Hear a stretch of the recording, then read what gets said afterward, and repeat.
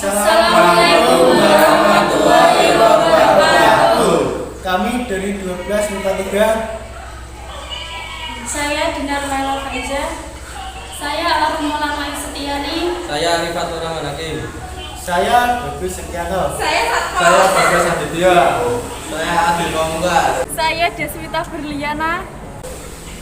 Kami sepakat memilih PTPN 9 Siluwak sebagai tempat untuk melaksanakan ujian praktek sejarah dan PPKN.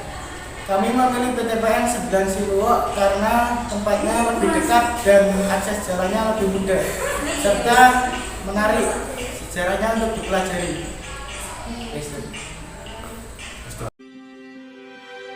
I close my eyes and I can see a world that's waiting up for me, that I call my own. Through the dark, through the door, through where no one's been before, but it feels like home. They can say it all sounds crazy. They can say I've lost my mind. I don't care, so call me crazy. We can live in a world that we design. 'Cause every night I lie in bed, the brightest colors fill my head. A million dreams are keeping me awake.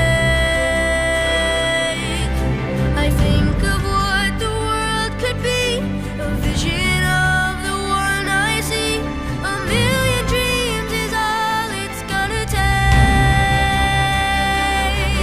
Oh, a million dreams for the world we're gonna make.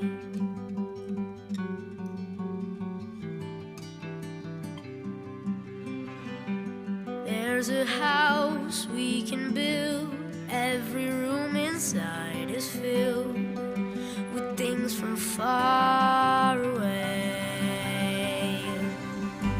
Special things I compile, each one there to make you smile on a rainy day. They can say it all sounds crazy. They can say we've lost our minds. I don't care if they call us crazy. Run away to a world that we design. Every night I lie in bed, the brightest colors fill my head. A million dreams keeping me awake. I think of what the world could be, a vision of the one I see. A million dreams is all it's gonna take. Oh, a million dreams for the world we're gonna make. However big, however small, let me be part of it all. Share your dreams with me. You may be right, you may be wrong, but say that you'll bring me along to the world you see, to the world I close my eyes to see. I close my eyes to see. Every night I lie in bed, the brightest colors fill my head.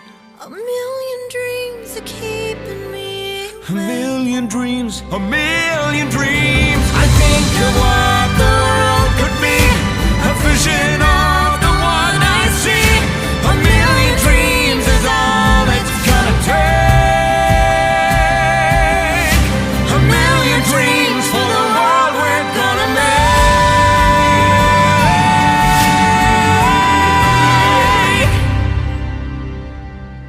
for the world we're gonna make.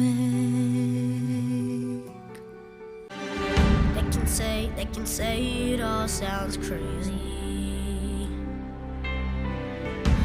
can say I've lost my mind. I don't care, so call me crazy. We can live in a world that we design. 'Cause every night I lie in bed, the brightest colors fill my head. A million dreams are keeping me awake.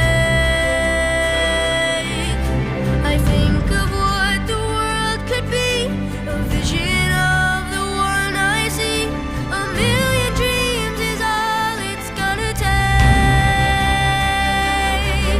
Oh, a million dreams for the world we're gonna make.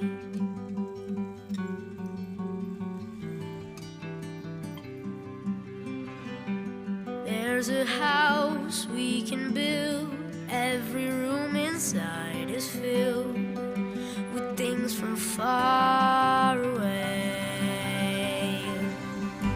Special things I compile, each one there to make you smile on a rainy day. They can say it all sounds crazy. They can say we've lost. They can say it all sounds crazy. They can say I've lost my mind.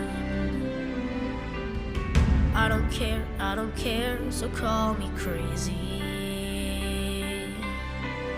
We can live in a world that we design. 'Cause every night I lie in bed, the brightest colors fill my head. A million dreams are keeping me awake. I think of what the world could be, a vision of the one I see. A million dreams is all it's gonna take. Abad ke-15 Indonesia menjadi rebutan bangsa-bangsa besar di Eropa seperti Portugis, Spanyol, Belanda, Inggris. Mereka selain ingin mendapatkan rempah-rempah, juga ingin mengambil banyak keuntungan dari tanah air Indonesia yang tidak hanya subur, sehingga memiliki prospek yang cerah untuk penanaman investasi baik dari jangka pendek, menengah maupun panjang. Selain itu juga memiliki sumber daya alam yang melimpah, sehingga tidak mengherankan bila di antara bangsa-bangsa Eropa saling bertikai bahkan berperang guna mendapatkan primadona mereka, yaitu Indonesia. Oleh karena itu, sebagai bangsa Indonesia, kita harus bersyukur atas karunia, kesuburan tanah maupun melimpah ruahnya sumber daya alam yang kita miliki, karena tidak semua negara di dunia ini mendapatkan karunia yang begitu melimpah dari Tuhan Yang Maha Esa.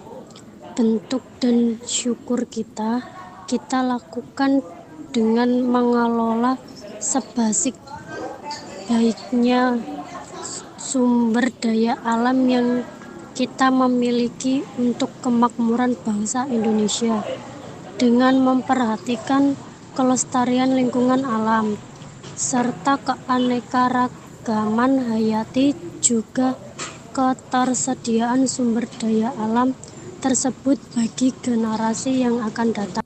Gedung tua di Persil Plelen yang menjadi saksi pelaksanaan tanam paksa dan politik pintu terbuka dilakukan oleh kolonial Belanda di pemerintahan Indonesia. Gedung-gedung tersebut dibangun pada tahun 1834, 1836, dan 1838. Dalam kurun tersebut ada apa di Indonesia? Mulai tahun 1800 pemerintahan mengambil alih penanganan Indonesia dari VOC karena VOC bangkrut. Akibatnya banyak korupsi yang dilakukan oleh sebagian besar oknum pegawainya, juga karena banyak terjadi berbagai macam perlawanan dari bangsa Indonesia. pada tahun 1825 sampai 1830, Belanda menghadapi masalah dua besar, yaitu Perang Jawa atau Perang Diponegoro dan gerakan separatis Belgia. Belgia ingin melepaskan diri dari Belanda menjadi negara yang merdeka.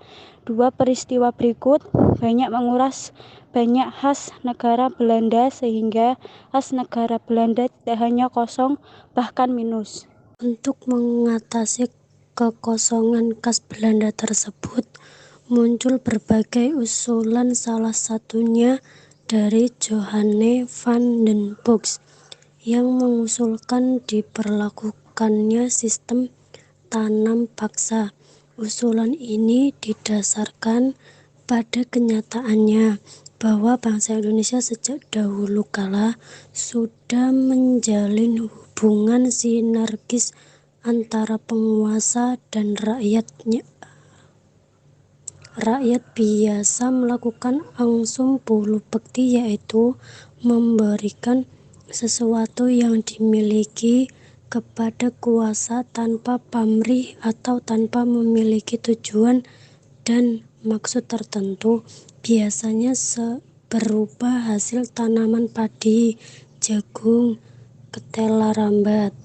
Pemerintah kolonial Belanda tidak mau diberi padi, jagung, ketela rambat. Maunya adalah tanaman-tanaman yang laku di pasaran Eropa, seperti kopi, teh, tembakau, gula, kayu manis. Karena itulah bangsa Indonesia dipaksa menanam tanaman yang diinginkan Belanda tersebut.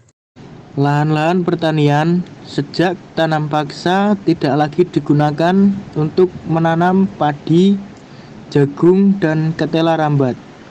Akibatnya terjadi kelangkaan bahan pangan yang menyebabkan terjadinya berbagai penyakit yang diderita bangsa Indonesia.